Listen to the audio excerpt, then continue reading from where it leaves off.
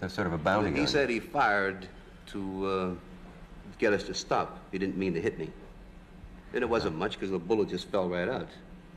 After a little while, I mean, nobody had to pull it out. Bronson was unlike most of his contemporaries. Born into poverty in the coal towns of Pennsylvania, he clawed his way out of hardship with a work ethic forged in fire. To him, acting wasn't glamour, it was war.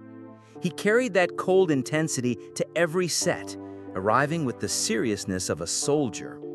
And if anyone dared cross his code of loyalty, respect, and discipline, Bronson never forgot. Unlike other stars who clashed and reconciled, Bronson carried grudges like battle scars. In Hollywood, where charm and diplomacy could smooth almost any feud, Bronson stood apart. He was uncompromising, and he made no effort to hide who he disliked.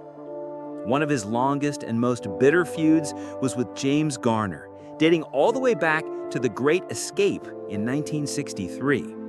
Garner, known for his charisma and easygoing humor, was everything Bronson couldn't stand. Where Garner thrived on camaraderie, Bronson kept to himself.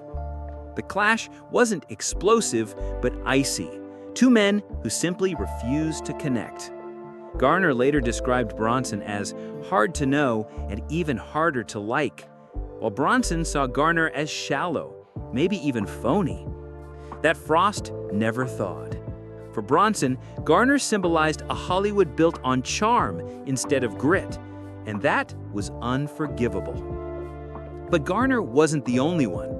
Bronson turned his disdain toward an entire generation of actors: Al Pacino, Robert De Niro, and even Sylvester Stallone. To him, they represented what he mockingly called the sensitive generation. Men who cried, screamed, and dug into tortured psychology on screen. While audiences and critics applauded these performances, Bronson dismissed them as indulgent, theatrical vanity. Why, he asked, would anyone yell when a stare would do? For him, true strength was quiet, unflinching, and stoic. Watching Pacino erupt or De Niro transform into broken men felt to Bronson like a circus act. Even Stallone's blend of muscle and emotion in Rocky and Rambo rubbed him the wrong way. His disdain wasn't limited to actors. When famed Swedish director Ingmar Bergman invited him to consider a role, Bronson scoffed, saying, "Why would anyone pay to see that kind of sickness?" For him, art house films filled with existential dread were weakness, not art. And when Elvis Presley tried to connect with him socially, Bronson's cold indifference cut so deep that Elvis reportedly stormed away, furious and humiliated.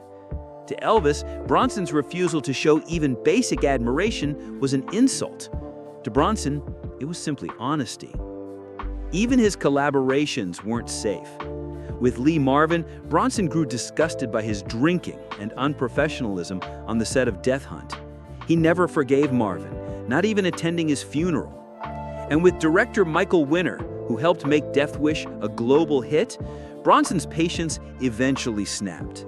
By Death Wish 3, Bronson dismissed Winner as the worst director he ever worked with and vowed never to collaborate again.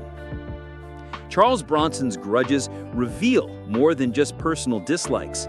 They expose a man fiercely loyal to his own code, unwilling to bend to Hollywood politics or charm. In an industry built on reinvention and reconciliation, Bronson remained a granite figure, unshaken, uncompromising, and unforgettable. So, what do you think of the actors and stars Charles Bronson despised? Were his judgments fair, or was he simply too stubborn to adapt to a changing Hollywood? Let us know in the comments below. And if you enjoyed this deep dive into the hidden grudges of one of Hollywood's toughest legends, make sure to like this video, share it with fellow movie fans, and subscribe to Hollywood Star News for more untold stories of the stars you thought you knew.